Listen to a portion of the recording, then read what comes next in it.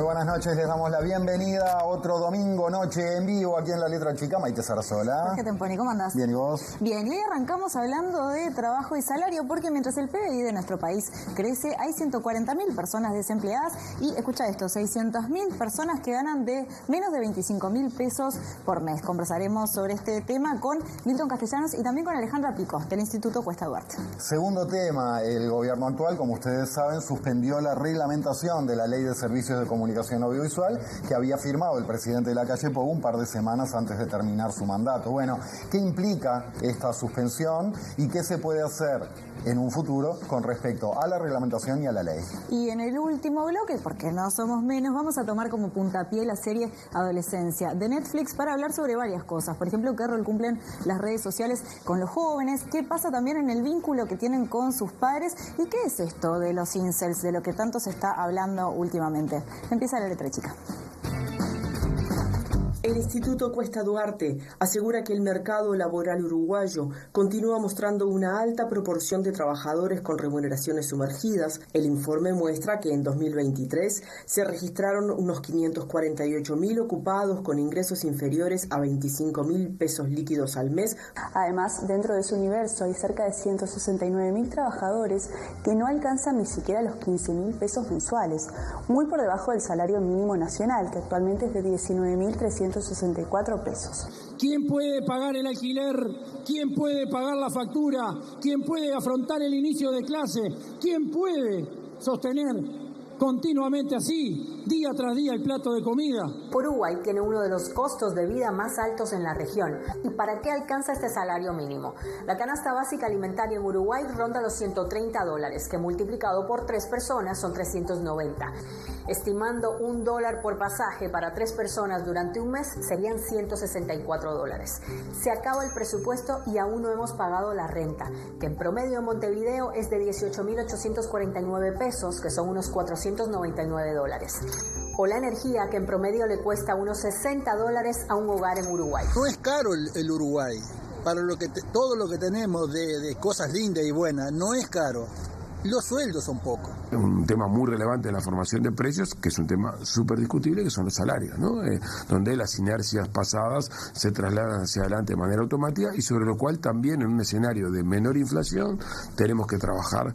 El tema de ajustar los salarios independientemente de lo que esté pasando en la economía no es nuestra concepción, porque el que está pagando entonces los costos de un déficit fiscal o un costo de la economía es el poder de compra de los trabajadores. Nosotros no estamos dispuestos a que sean los trabajadores y las trabajadoras, más todavía en momentos de salarios comprimidos, que sean los que estén pagando el precio de un ajuste. Porque la economía se recuperó muy rápido de la pandemia, pero los salarios y el empleo no. Entonces, una mayor proporción de esa torta que creció, que fue a parar al factor capital.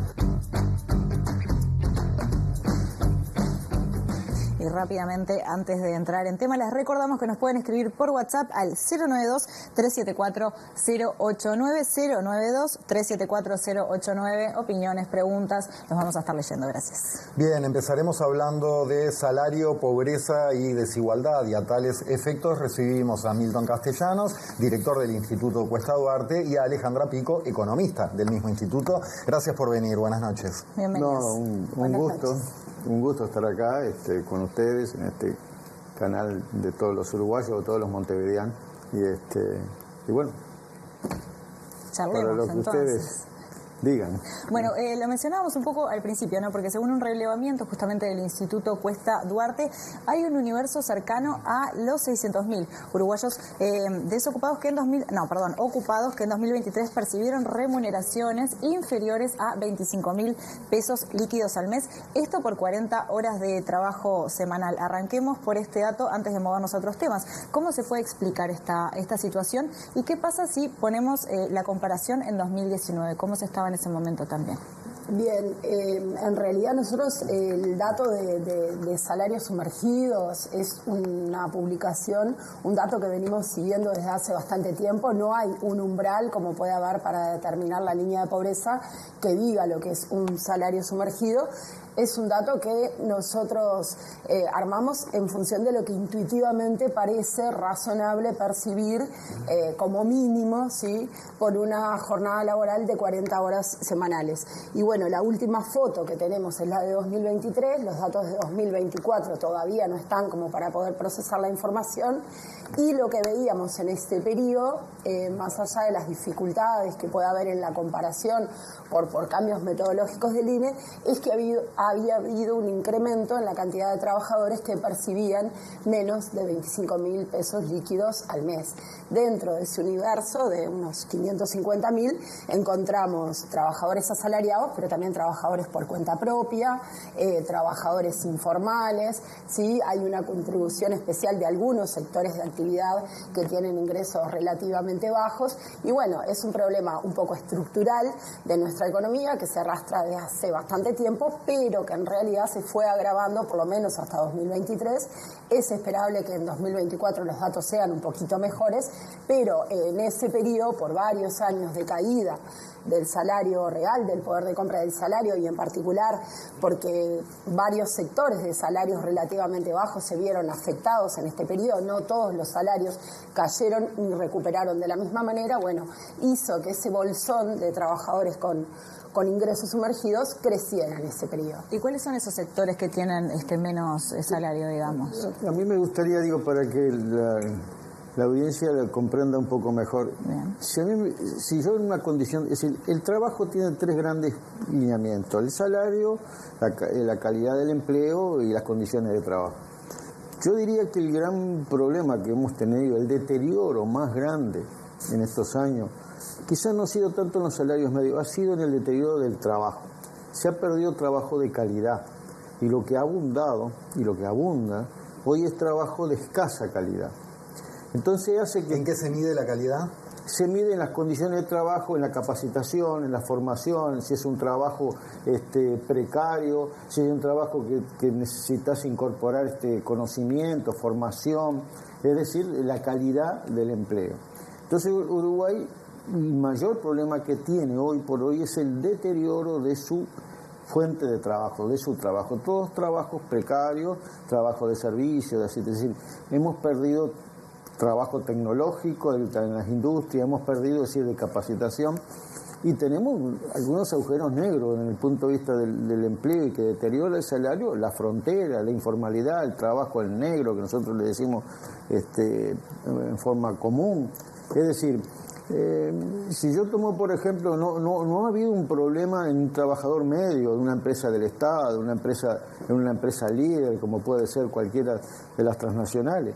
Ahora, los trabajos que abundan, los trabajos en sectores de servicio, limpieza, seguridad, trabajo doméstico, trabajo por cuenta en la construcción, es decir, todos esos sectores se han deteriorado, y es lo que más impacta. Es decir, Uruguay, el mayor problema que tiene hoy es recuperar trabajo de calidad.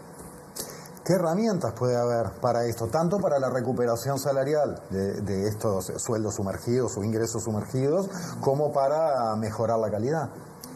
Bueno, yo creo que cuando nosotros miramos los salarios más bajos, están concentrados en algunos sectores de actividad. Esto lo vemos un poco en una trayectoria más larga desde que venimos haciendo estos relevamientos, y son sectores que, como decía Milton, se vinculan con sectores de trabajadores con baja capacitación. Lo mismo vemos cuando miramos las tasas de empleo, las tasas de desempleo, que las posibilidades para insertarse en el mercado de trabajo están muy segmentadas según el nivel educativo de la población. Entonces, bueno, en sectores como los trabajadores rurales, un sector históricamente de salarios bajos, ahí tenemos una contribución importante a los salarios sumergidos, también en el trabajo doméstico, bueno, dentro de los cuentapropistas, muchos de esos trabajadores sin local, sin ninguna inversión, ahí también hay una contribución importante. No son trabajadores asalariados, pero sí personas que viven de sus ingresos por el trabajo,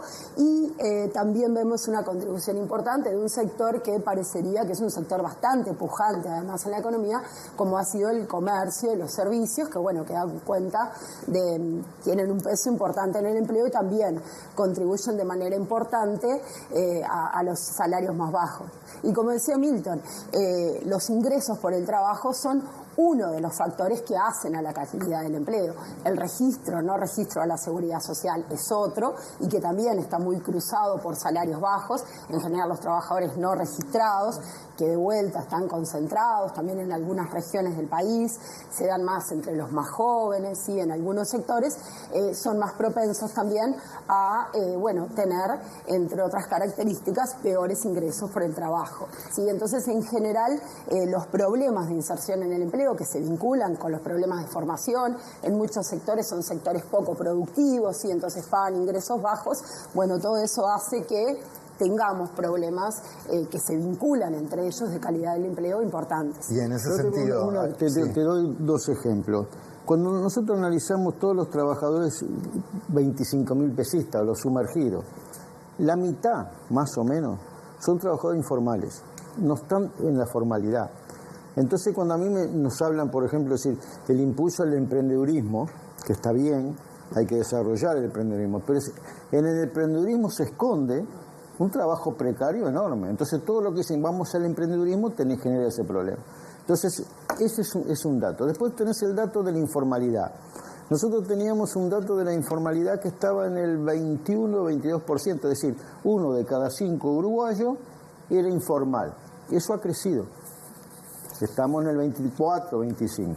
Entonces, si hoy, por ejemplo, yo le concentro al gobierno y le reclamo o trato de generar expectativa, el salario es importante, pero yo haría un gran esfuerzo para mejorar las condiciones y la calidad del trabajo. Y que ahí voy con esta cuestión que tiene tantas puntas, tan multifactorial, ¿qué herramientas puede haber? Porque uno enseguida piensa en consejos de salario y acaba de quedar claro que es una herramienta importante, pero que no soluciona el tema.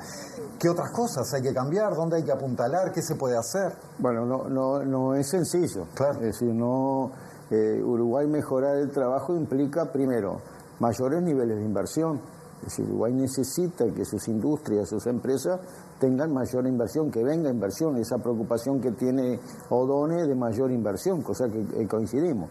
Ahora hay que definir lugares estratégicos, es decir, en Uruguay tenemos que llegar a un gran acuerdo nacional, vamos a suponerle entre comillas, entre los empresarios, los trabajadores, el gobierno, así, bueno, ¿cuáles son aquellas cadenas de valor o sectores productivos que si nosotros ahí todos empujamos van a tener un desarrollo y van a generar lo que en algún momento le decían los malla de oro? Nosotros, más que malla oro en forma individual, queremos sectores malla oro, aquellos sectores que puedan ver. Es la biotecnología, es la cadena agropecuaria desde el punto de vista con incorporación industrial, es la química, es laboratorio y el trabajo en la medicina animal y medicina humana. Es decir, ¿cuáles son aquellos sectores que yo me voy a poner de acuerdo para empujarlos? Con inversión, con exoneraciones. Es decir, exoneraciones, que es un tema muy importante que estos gobiernos hacen. Ahora, no exoneraciones para hacer un súper, exoneraciones para los sectores que nos puedan dinamizar la economía. Y si ponemos el foco en las mujeres puntualmente, ¿qué es lo que se ve ahí también?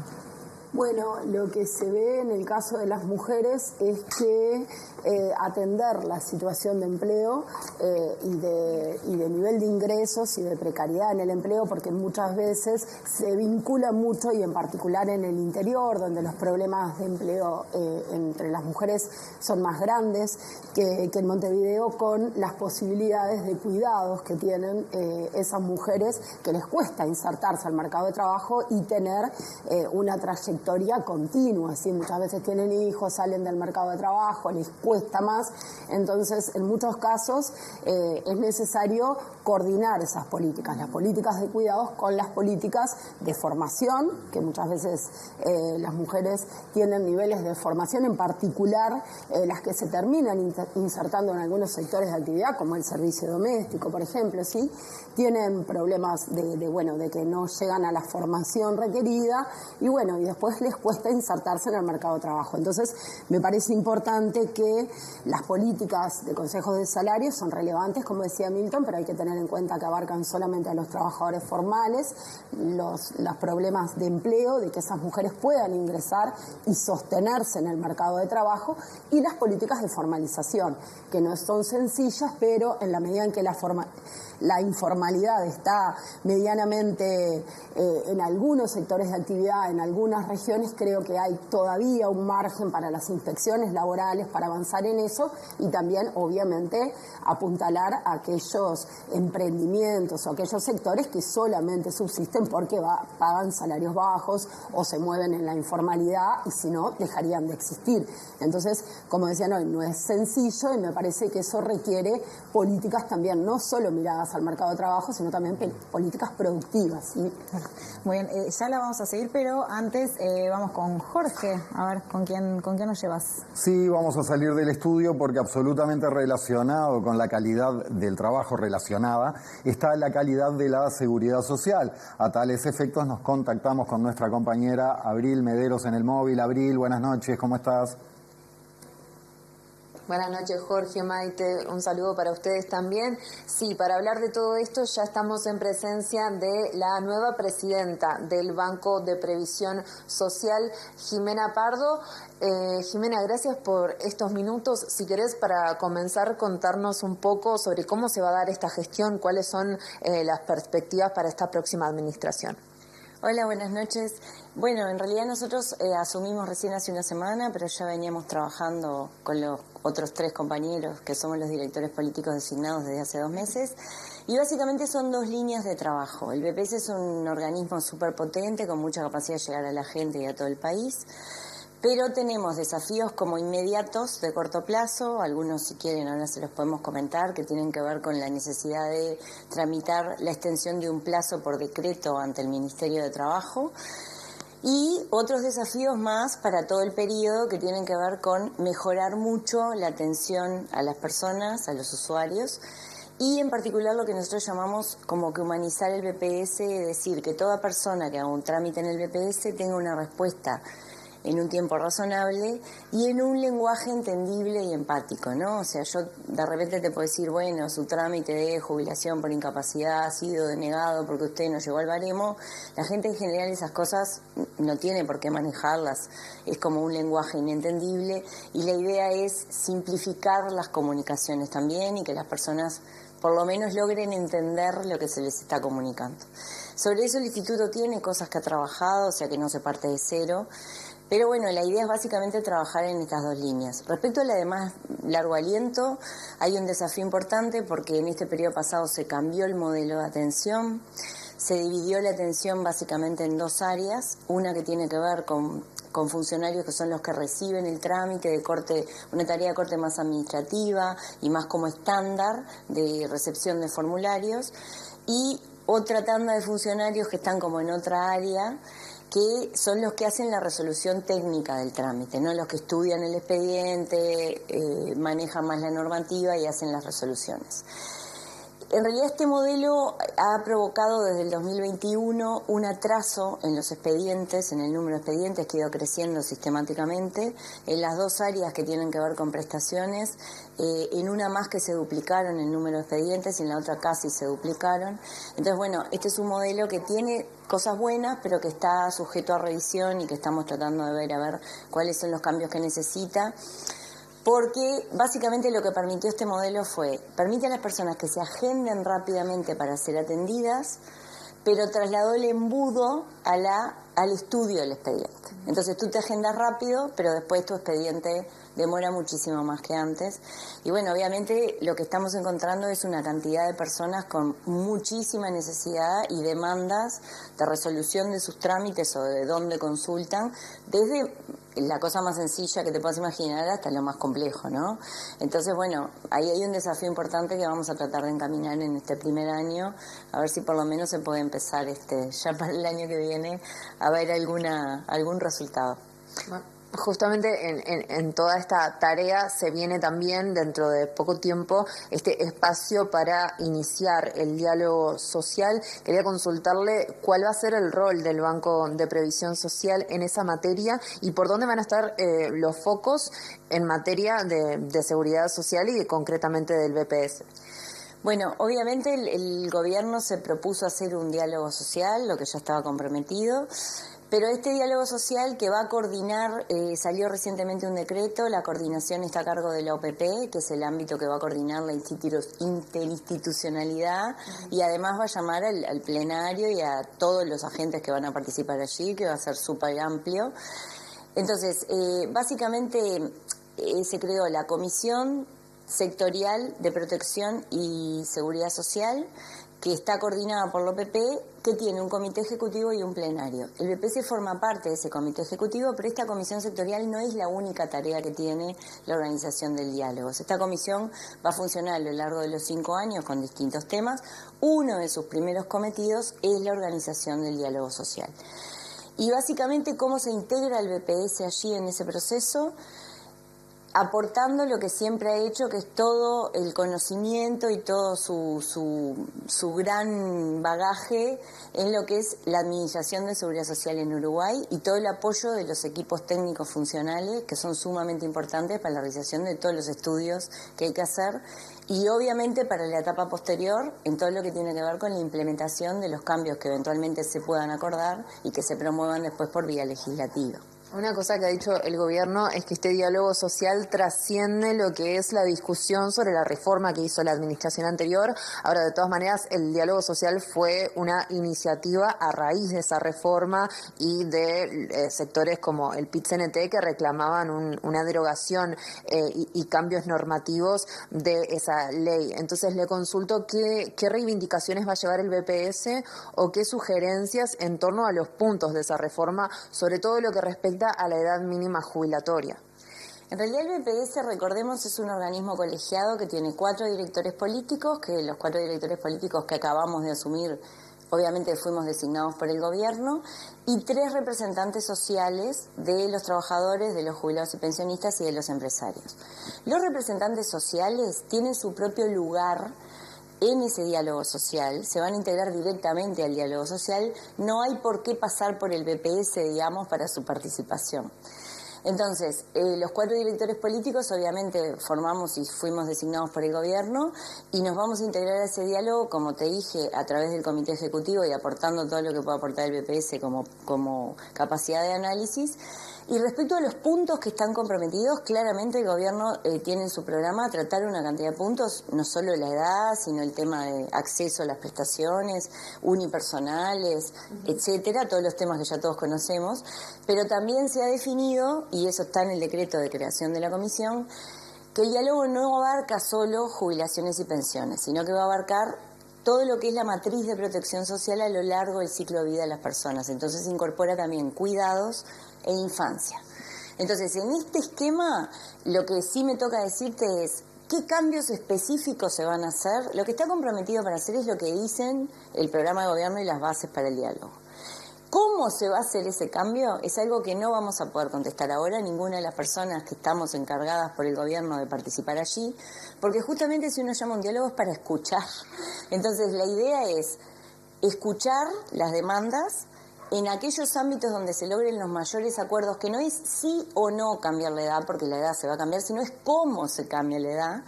Y luego lo que pasa es que, yo lo que explico siempre es, los sistemas en general tienen 3 dimensiones muy importantes que hay que equilibrar. Cuántas personas atienden, cuánto les pagan a las personas y la sustentabilidad financiera, que es lo que hace que sea a lo largo del tiempo justo. O sea, que yo reciba algo razonable respecto a mi padre, respecto a lo que van a recibir mis hijos. Estas 3 dimensiones, una vez que toca algún punto uno, por ejemplo la edad o a qué personas acceden, después tiene que rediseñar el todo. Entonces, no se puede contestar a priori cómo vamos a diseñar el cambio de edad, porque de nuevo, uno lo que tiene que después es rediseñar el conjunto. En su momento el Frente Amplio se había manifestado opuesto a esta subida de la edad mínima jubilatoria que planteó el gobierno, que ya se retiró. Por eso le consulto si el BPS va a plantear eso como parte de las recomendaciones o sugerencias a tratar. Es uno de los puntos centrales que se aguardan sobre ese diálogo social. Sí, pero a ver, de nuevo, creo que capaz que fui poco clara. Lo que está comprometido el gobierno a hacer es revisar el aumento de la edad. Y eso es lo que se va a hacer. Lo que no está hoy todavía dilucidado, entre otras cosas, porque hay que ir a ese diálogo y escuchar a todos los que participen, es cómo se va a hacer. O sea, cómo se diseña ese cambio específico, que además una vez que se diseña ese hay que rediseñar el conjunto. Eso es lo que te decía, o sea, lo que está comprometido para hacerse, se va a hacer. Lo que no quiere decir además que sea el único cambio, porque de nuevo, cuando uno lleva adelante lo que se comprometió, tiene que volver a rediseñar todo. Y en este caso en particular además, bajo la definición que no solo se va a mirar jubilaciones y pensiones, que es lo que básicamente estaba en la base para el diálogo, sino que también se va a mirar cuidados y se va a mirar infancia. Entonces esto va a ser un diálogo que va a tender a articular nuevamente todo lo que es la matriz de protección social del Uruguay, mirando la atención que reciben las personas a lo largo de todo su ciclo de vida. Pardo, aprovecho para consultarle por este proyecto de ley que se está elaborando en torno a la caja de profesionales. ¿Cómo lo está observando y qué se espera de esa conclusión? Bueno, ahí quiero ser bastante clara en que en realidad el BPS, y a mí en tanto presidenta del BPS es lo que me cabe, no está jugando un rol en esa reforma. Esa reforma tiene un grupo de trabajo específico que está trabajando en ese tema, que está la Dirección de Seguridad Social del Ministerio de Trabajo, la OPP y el Ministerio de Economía. Y bueno, son ellos, digamos, los que están viendo a ver qué se lleva adelante y de qué forma. En el corto plazo, ¿cuáles van a ser los pasos que tome ahora, ya habiendo asumido recientemente el BPS? Bueno, mira, por lo pronto ya mañana tenemos una reunión en el equipo de trabajo del Ministerio de Trabajo y lo que vamos a plantear es que se requiere rápidamente la emisión de un decreto por parte del Ministerio de Trabajo que requiere la iniciativa del BPS, que es una iniciativa que esperemos que adopte ya el directorio en su próxima sesión del miércoles que viene, por un tema puntual que ya sabíamos que iba a quedar pendiente, pero que es bastante urgente. En la Ley de Reforma del Gobierno del 2023 se introdujo un artículo, el 219 de la Ley 20.130, en donde se especifica y se da un tiempo en función de las franjas de edad de las personas para el reconocimiento de años de trabajo anteriores a 1996. Para la franja de edad de 60 años y más, se daba hasta junio de este año para hacer ese reconocimiento, y es un reconocimiento que si la persona no hace después, eventualmente no lo podría hacer. Nosotros hicimos un relevamiento, no bien llegamos. Nosotros tenemos entre los 60 y más años unos 370.000 usuarios afiliados.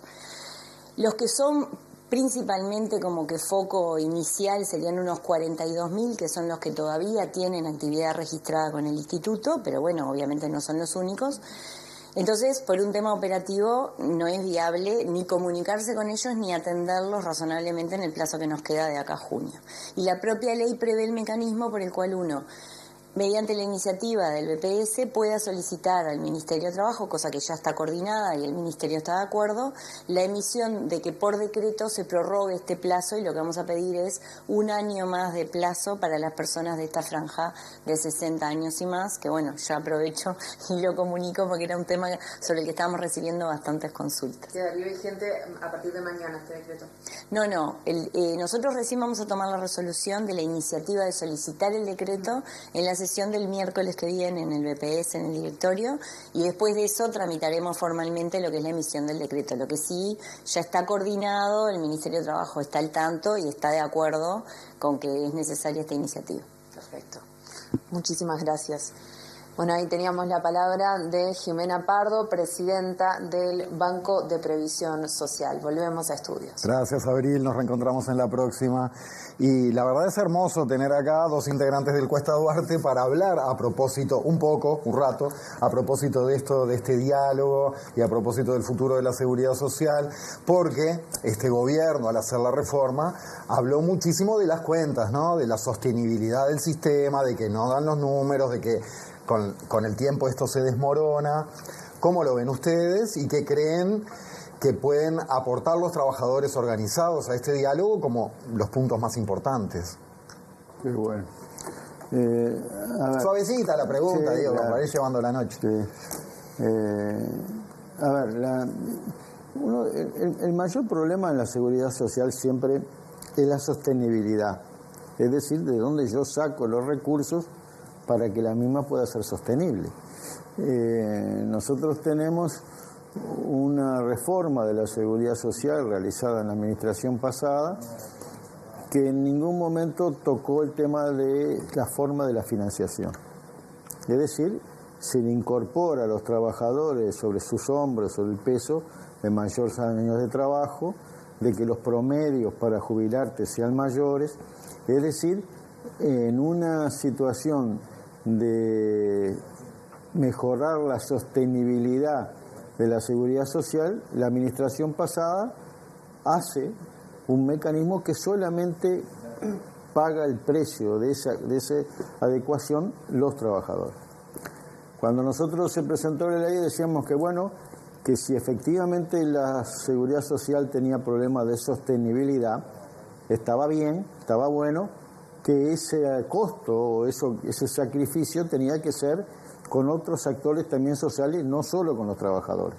Es decir, aquí no se tomó en cuenta el aporte de los patrones a la seguridad social, no se tomó en cuenta otros actores sociales.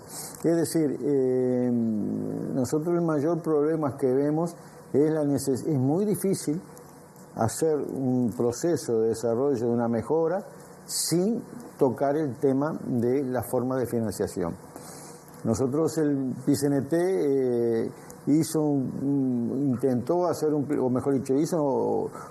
recolectó firmas y después un plebiscito a los efectos de poder incorporar en la reforma algunos aspectos centrales, como es el tema de la edad, como el tema de la jubilación mínima, pero siguió quedando un agujero negro que es cómo se sostiene.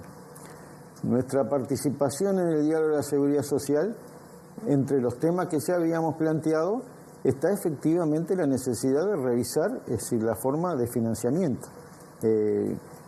Muy difícil, como decíamos, poder avanzar en esa dirección si no se incorpora en la negociación. Yo escuchaba atentamente ahora a la presidenta Pardo y es cierto, el tema de la niñez, el tema de la infancia, el tema de los cuidados. Ahora, en mi época Credisol pagaba, pero ahora no sé si de dónde salen las formas para poder pagar. Entonces, yo creo que diálogo social, si no incorpora el tema de la sostenibilidad y cómo se financia, va a ser una discusión media renga, media difícil de avanzar. Y Alejandra, además de estos elementos que estaba mencionando Milton, ¿qué rol juegan también por ejemplo, los salarios sumergidos o los salarios bajos en que la seguridad social pueda tener una sostenibilidad a futuro?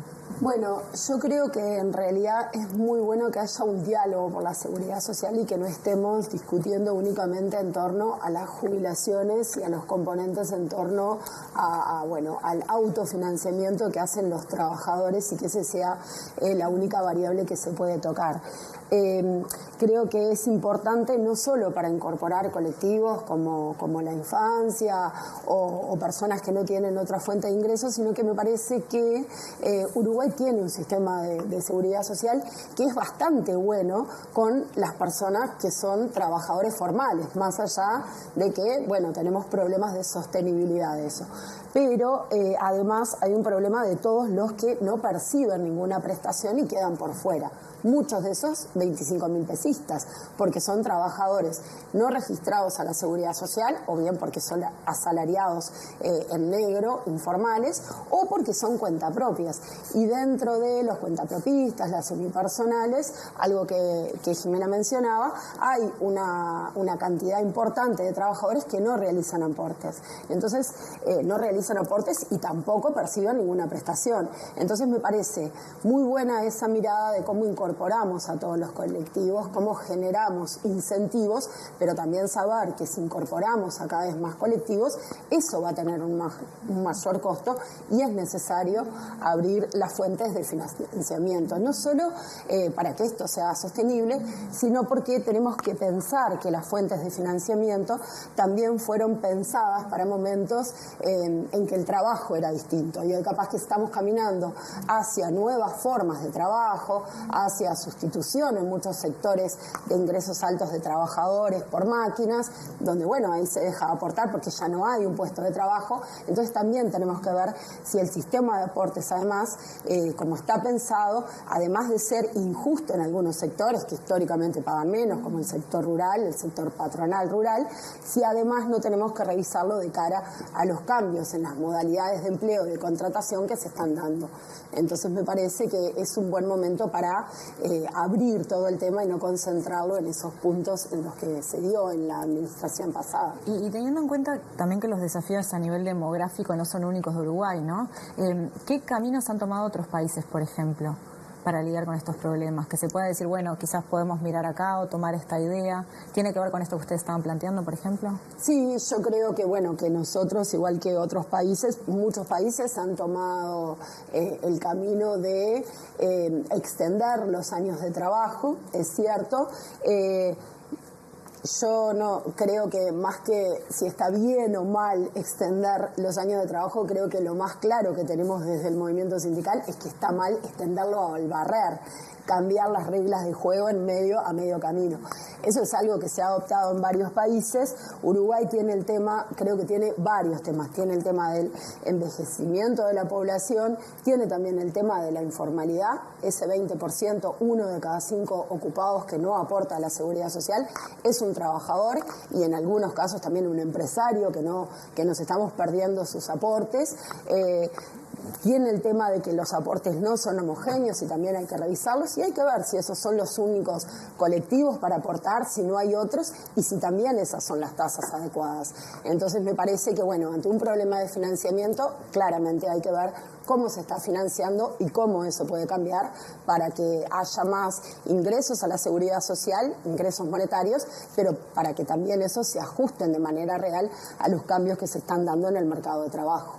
Otra cosa importante es que esta comisión tiene plazos, porque acá en Uruguay estamos muy acostumbrados muchas veces, si yo quiero que algo no camine mucho, creo una comisión.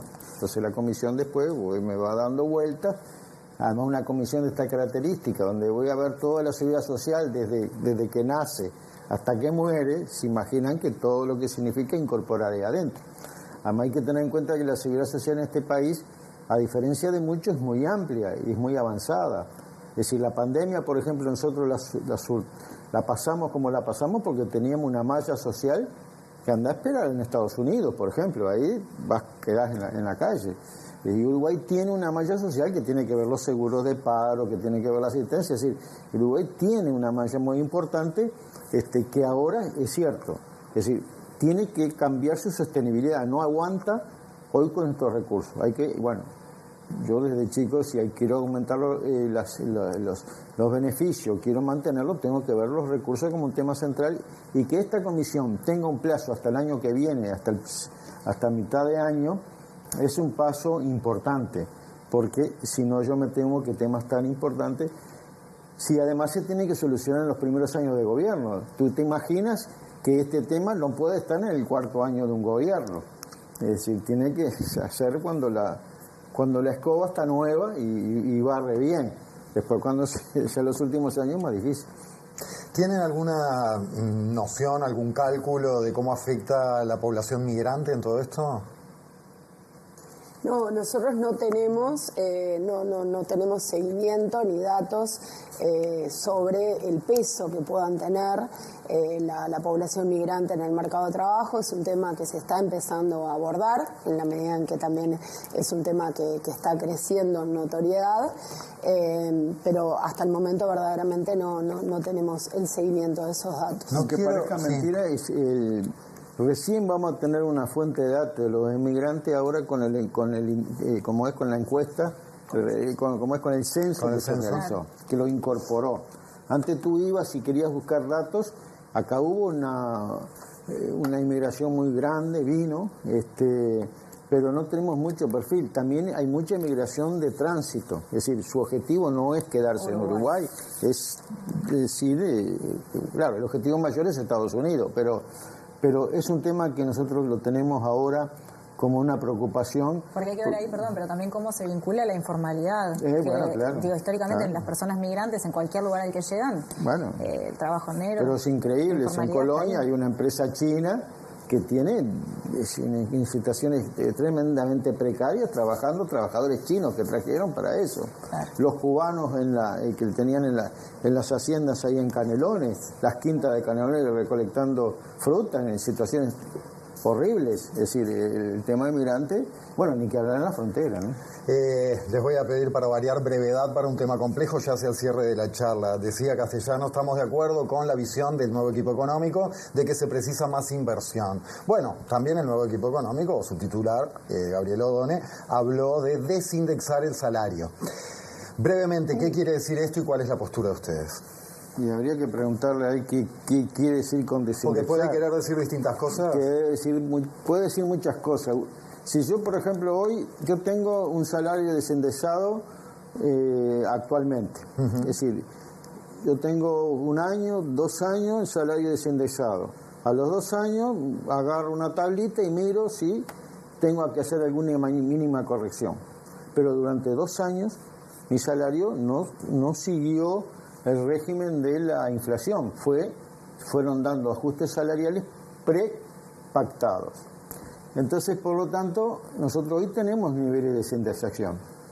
Si ahora tú me decís que el salario no puede, en ningún momento se puede medir con la inflación, yo te diría que no, que en algún momento se debe medir con la inflación. Es decir, que nosotros, cuando decimos desindexación, decimos salarios nominales o decimos masa salarial. Es decir, masa salarial es todo lo que compone, es decir, el pedazo de torta que si hacemos el producto, la riqueza de este país, yo la divido como una torta, divido un trozo. ¿Cuál es el trozo del salario? Que se mide no solo con salario, se mide también con empleo, con cantidad de gente trabajando. Entonces, me parece que, y dijo sin tener muy claro, por lo menos nosotros no muy claro qué quiso decir. Lo que pasa que en un país inflacionario durante muchos años, es decir, yo cuando empecé los consejos salariales en el 85, hacíamos ajustes cuatrimestrales de un 30%, cuatrimestrales de un 30%, teníamos una inflación de 120, 130 anual.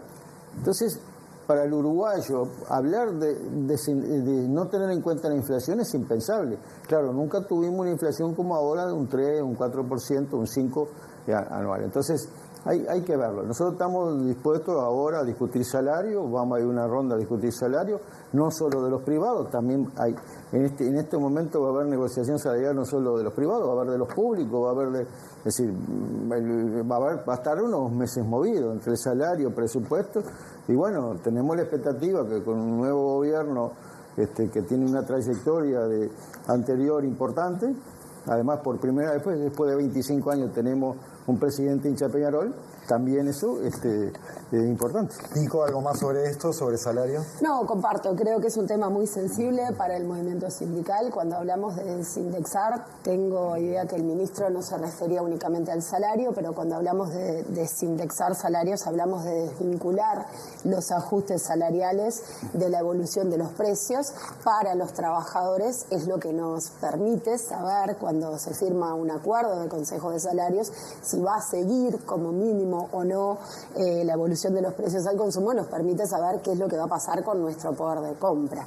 Hay distintas maneras de desindexar el salario. En nuestro país se ha caminado algunas, como mencionaba Milton, que los ajustes o la vinculación del salario a la inflación se haga de manera más periódica. Lamentablemente, en esta última administración, en la ronda de consejos de salarios 2021, Eso no fue nada bueno y lo que hizo es que los trabajadores durante muchos meses tuvieran un salario por debajo del que habían comenzado porque los precios subían y no ajustaban los salarios en la misma medida, entonces no alcanza con llegar al final de la película al poder de compra que se tenía al principio. Entonces me parece que es un tema que, bueno, en el cual hay mucha sensibilidad, pero hay que escuchar por dónde vienen las propuestas para saber, bueno, si estamos en sintonía con los compromisos, que el objetivo en definitiva es que la inflación siga a niveles bajos, que es lo que también hace que el poder de compra de los trabajadores y de todos quienes viven de su trabajo se mantenga. Pero una muy cortita de lo que decía. ¿De Peñarol también? Sí, bueno, eso no estaría mal. Pero si crece, por ejemplo, O'Donnell dice de que crezca la economía. Bien, pues todo hace un gran esfuerzo y crece la economía. Si esa economía crece, ¿no va a crecer el salario en comparación con la economía? Si el salario no acompaña el crecimiento de la economía, ese pedazo de torta mío, de los salarios, se reduce. ¿Dónde va a parar? Es decir, entonces, el tema salario es mucho más complejo de verlo de si hablo de desindexar o no indexar. Yo quiero que el salario se mantenga el poder adquisitivo. Si la economía crece, quiero que los trabajadores tengamos fruto de ese crecimiento. Y bueno, ese es el debate.